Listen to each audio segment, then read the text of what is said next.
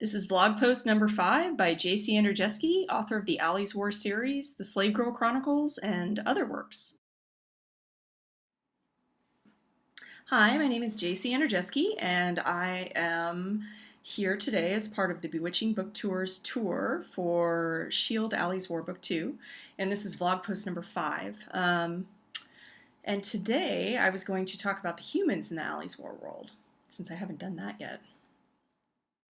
So, the humans in Allie's War world.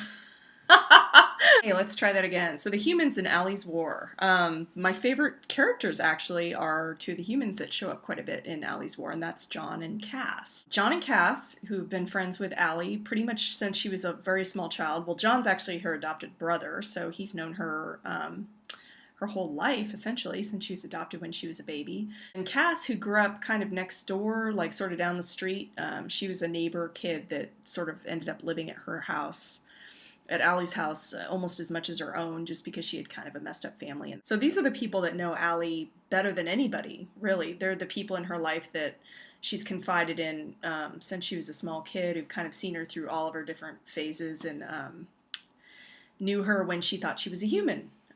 So they actually know her quite a bit better than pretty much anyone else in the world. So, Jon and Cass. I kind of love both of them for different reasons. They're really characters that feel very real to me, as I said. Both of them were pretty traumatized at the beginning of the second book. They just got out of being held captive by Tyrion for like 6 months with Revik. They're definitely in kind of a transitional phase. They're just now kind of coming to grips with the fact that they probably won't have a normal human existence.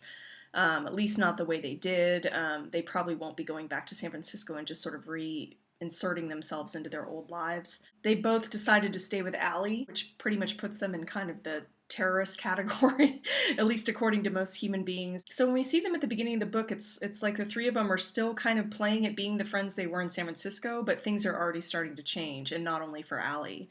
They're really starting to change for Jon and for Cass as well. In totally different ways, actually. Jon deals with that one way, and that's kind of by drawing closer to the seers in terms of the spiritual side of things. He becomes one of Vash's students. He begins kind of studying the more peaceful elements of the seer culture. Cass goes the exact opposite way, and she kind of identifies with the more aggressive sides of seer culture. So you see Cass kind of befriending some of the more radical elements in the seer world, and specifically ones that kind of openly take pride in the fact of being terrorists. And so Cass is going in a very different place than where Jon is going. And even though this has just started, you can kind of already see them sort of moving apart. And Allie's kind of off, distracted to some degree by her marriage to Revik, which is still very new. And so it actually gives Cass and Jon some room to develop as their own people. And for the first time, the three of them are kind of becoming very different from one another in terms of their worldview and sort of what's important to them. So, and how they identify, really, which is kind of the essence of who we are when it really comes down to it. That being said, Cass and Jon both are kind of one of those examples of how mysterious the whole writing process can be in a way, because initially when I started the first book, I didn't really have a plan for either of them. They were just kind of Allie's original life. You know, they were part of the background of who Allie was, and sort of were mostly there to provide some history for her and some sense of community. Wow, has that changed? They really developed a life of their own, and it kind of starts in this book, where they really start to, like I said before, develop separately from Allie and from one another. And they went from being sort of kind of sidekick type characters to becoming something much more than that. And I really can see the beginnings of that now in this book, which just sort of made sense with their personalities and sort of what they'd been put through by Tyrion. Was a very different experience for Cass versus Jon, and very different in terms of their response too, again based on their backgrounds and their histories and sort of what they'd already been through as human beings. They're both very close to Revik, though, as a result of that, which is another sort of interesting dynamic that I didn't really intentionally put in there, but just sort of made sense that the three of them had been through this really, horrific experience together. So, it just made sense that they would have a very special bond with Revik as a result. But again, that bond is very different between the two of them, as well as different from his bond with Allie. This is, again, sort of the magic of storytelling, is where in some ways the stories really have a life of their own, and you're sort of taking dictation for these characters that pretty soon are kind of, telling you where the story's going rather than the reverse. In some ways, Jon and Cass are kind of almost the voices of reason in this world, in that they're still kind of on the outside, which gives them a unique perspective into what's going on, and yet they still know Allie very well, and they actually know Revik very well too. So they really kind of understand how both of them think on a certain level. I mean, probably Revik less, of course, because they've known Allie their whole lives, but in some ways they're able to kind of pierce through all the stuff that's happening around the edges and really get at what's going on in terms of the interaction between Allie and Revik especially. And even sort of what's going on in the world in terms of how, you know, humans view the seers. They obviously understand that better than most of the seers do themselves. So yeah, in some ways, you know, Jon and Cass really are kind of the most objective people in this world. I mean, they actually do kind of see things with an insight that most of the other characters just don't have.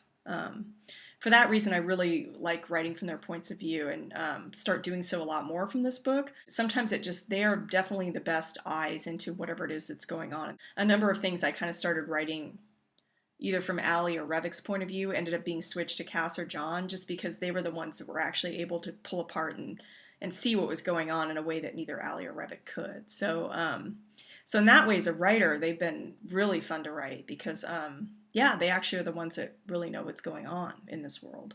In some ways, they're the most insightful as well, which is sort of ironic since they're the only ones that don't have like these psychic abilities and everything else. But but they kind of see past that, because in some ways the whole thing with it being psychic is you miss a lot, because you might get the actual bare bones facts of what someone's thinking, but you may miss why they're thinking it.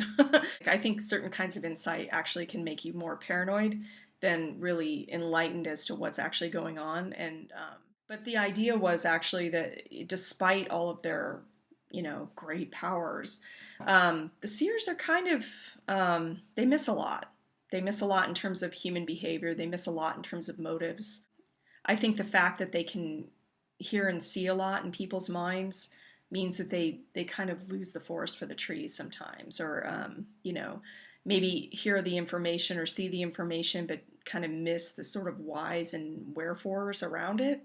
One of the interesting paradoxes for me around writing Revik, for example, is that for someone who has such amazing abilities, he's kind of dense when it comes to people. Like, he misses a lot. I mean, he really does. He might get the bare bone facts of what's going through someone's mind, like, say, Allie wanting to get the heck out of a situation, but he might totally misinterpret what that actually means in terms of the two of them. So in some ways, it's been kind of fun to play with that idea that, you know, you can have all these abilities and still be kind of a social moron, which, you know, by pretty much all accounts, Revik is.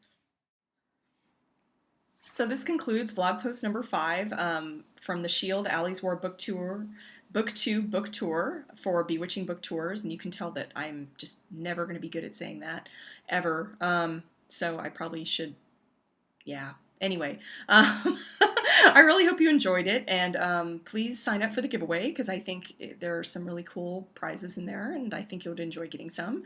And thanks for coming along for the tour ride. I hope that you're enjoying it so far. I have a few more posts that are going to be coming, one on Tarion, which is probably overdue, and then one on kind of the whole properties around light I think I'm kicking around to talk about. So yeah, enjoy, and thanks for coming along for the tour.